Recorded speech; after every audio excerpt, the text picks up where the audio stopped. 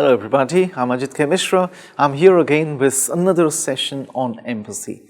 This time I'll be talking about various types of empathy and the other important aspects of empathy as well. So let's start.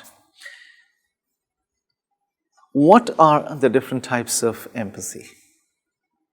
It's very important that we get to know that there are different types of empathy before we can think of developing or cultivating those skills in us. The first type of empathy is called affective empathy or emotional empathy.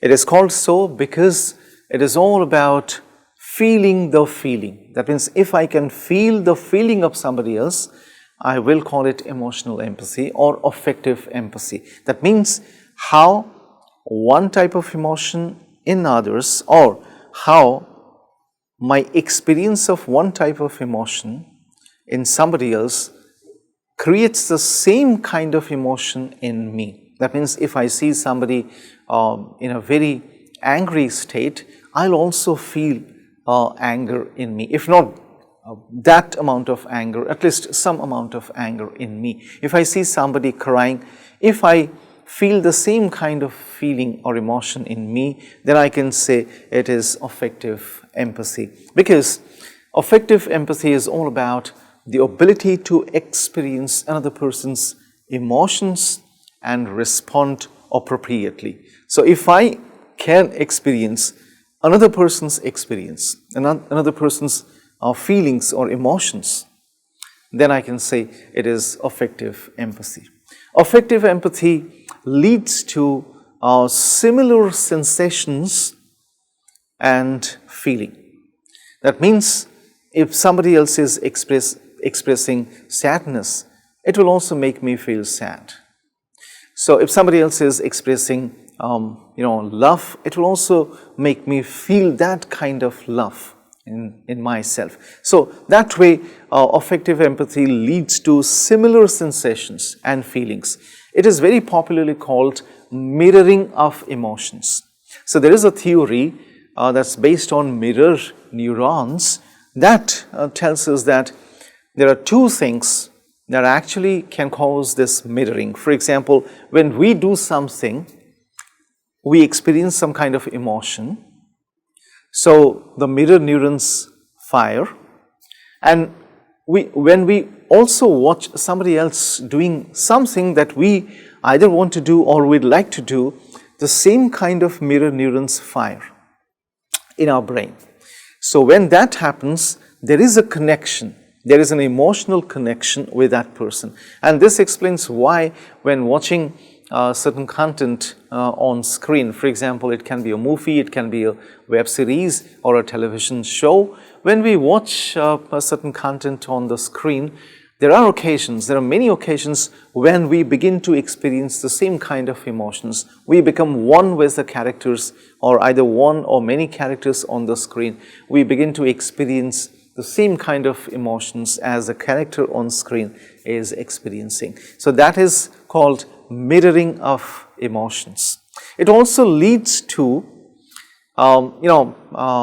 various other kinds of experiences. For example, it simulates, and that's the reason why it's based on simulation theory, because a similar kind of experience is created in either the onlooker or the person who is watching that particular emotion from a distance. So the objectivity that is determined by the distance is lost in such experiences. So this is affective empathy. The second type of empathy is cognitive empathy. It is very popularly referred to as knowing the feeling. Affective empathy is feeling the feeling. That means you begin to experience similar feelings in you, maybe partially or as much, but then you begin to experience similar feelings. But affective empathy is different from cognitive empathy in the sense that cognitive empathy is knowing the feeling. So that means when we can understand how the others are feeling, that will mean cognitive empathy. So it is an ability to understand others' mental state and what they might be thinking. So if I can do so, then I can say it is cognitive empathy.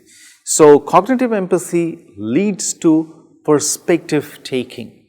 So instead of experiencing the same kind of emotions, I can understand the perspective, the point of view of that particular person. If somebody is angry, it may not be that I begin to experience the same kind of emotion in me.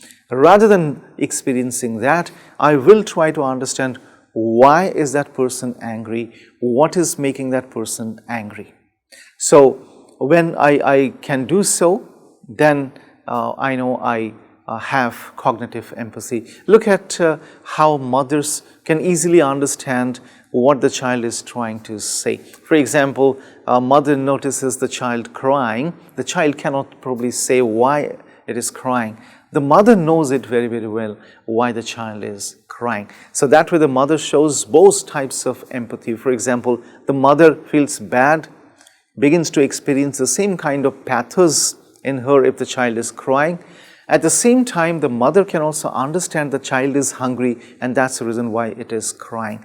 So instead of only experiencing the same kind of emotions, the mother can also understand what is making the child cry. So that way the mother shows a combination of both affective and cognitive empathy in such situations. So that's how we can always take the same perspective as the speaker who is expressing a certain emotion.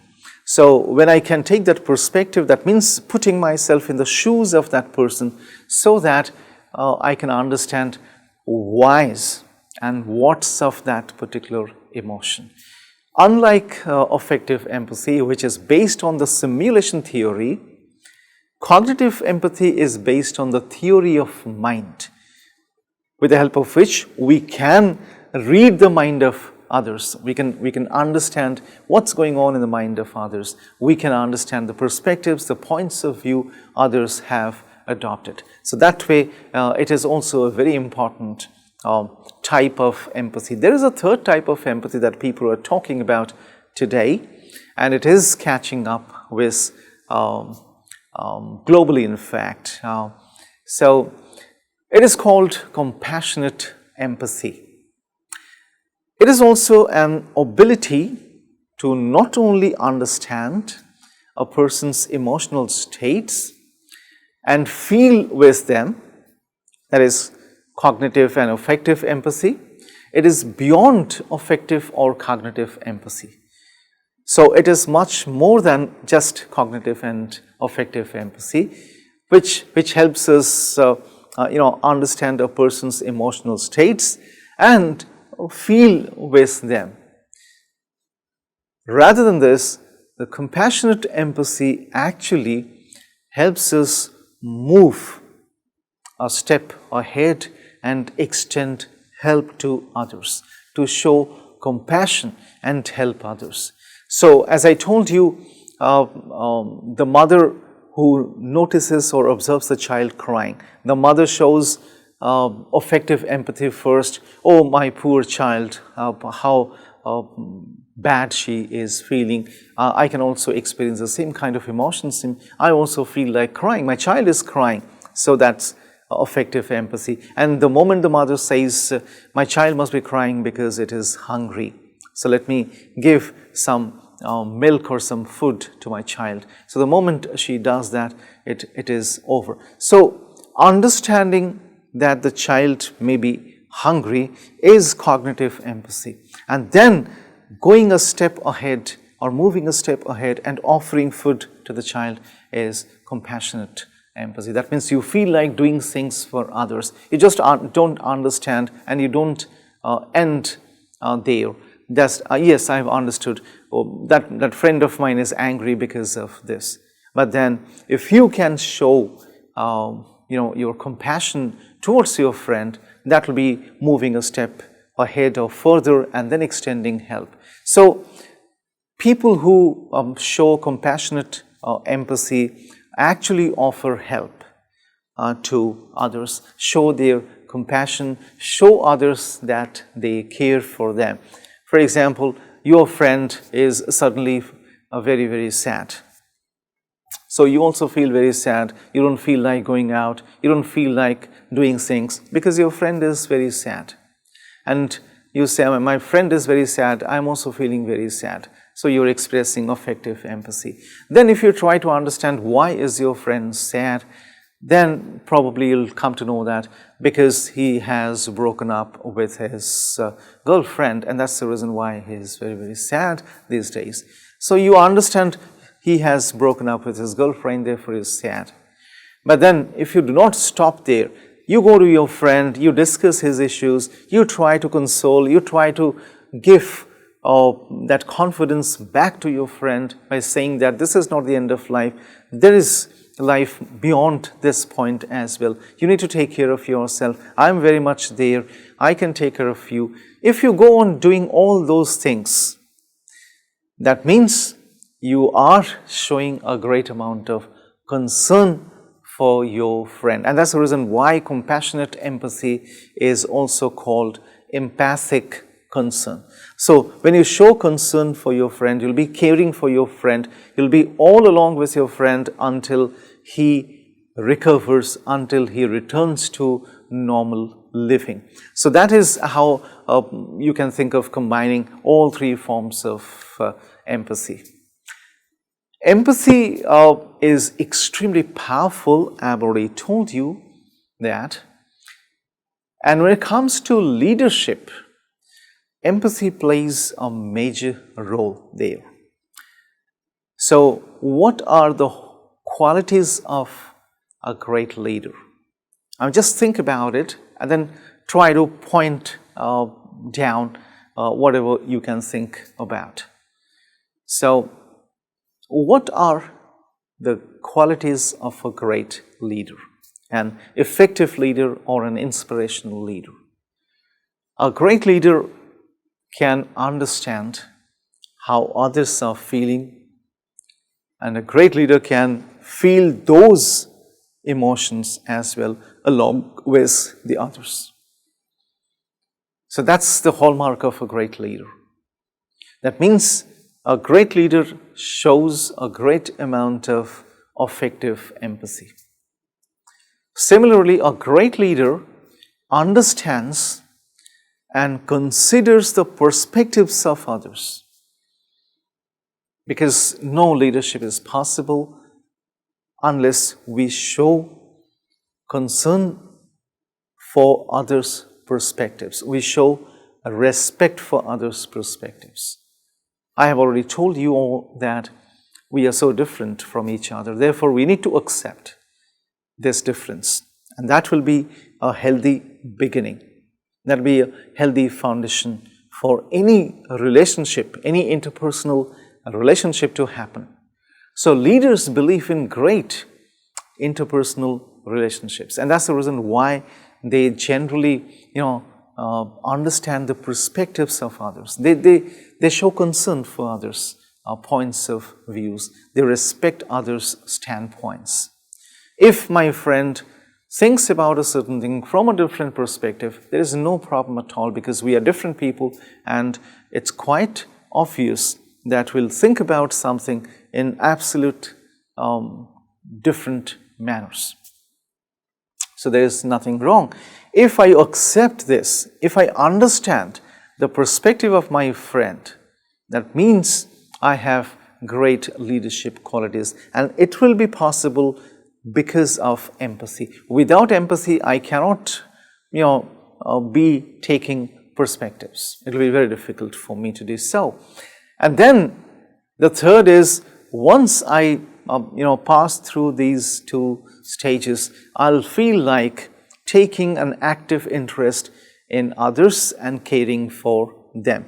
For example, if you receive a call from your boss at the weekend, and the boss checks with you, how are you doing, how is life, how about your family members, your parents, your spouse, your children, so what are you doing this weekend, and a lot other things. And whenever you need my my support, my assistance, please do not hesitate.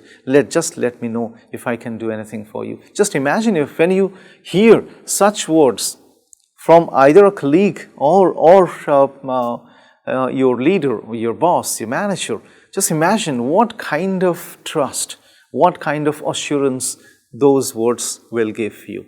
So therefore, it's very, very important that we understand that these leadership qualities can be developed only with the help of empathy. Because empathy is one such thing that can easily cultivate or easily help us develop these qualities, these leadership concerns in us. And then one of the most effective or important qualities of inspirational or effective leaders, true leaders, is their ability to relate to people and be sensitive to their needs.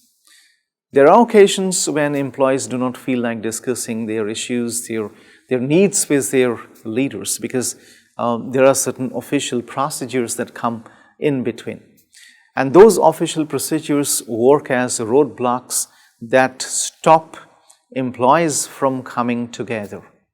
And this, in the absence of any togetherness, no affinity, no trust, no compatibility can be established. So for any compatibility to happen, it's very important that people learn how to relate to each other, and people need to be sensitive towards each other's needs.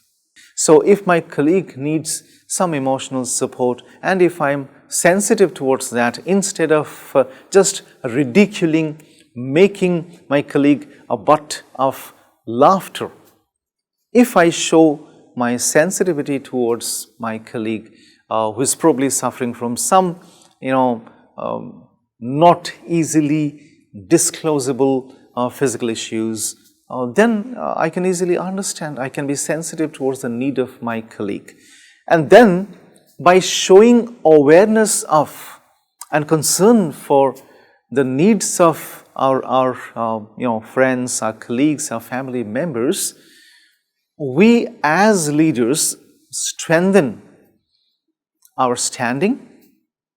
We also enhance our credibility, and we also improve our attitudes. Because it is all about attitudes. If I do not have the right kind of attitude, I'll never have the right kind of behavior. And when that happens, I can never ever create a standing, a good stead for myself. And then I cannot enhance my credibility, and I cannot improve my attitudes. So that is how empathy helps leaders create great qualities. So I'm sure you have taken note of the things that I talked in this session, and you're also going to explore these things yet further so that you can develop your own leadership styles accordingly. And with that, we come to the end of this session. I'll meet you with another session the next time. Until then, it is bye-bye.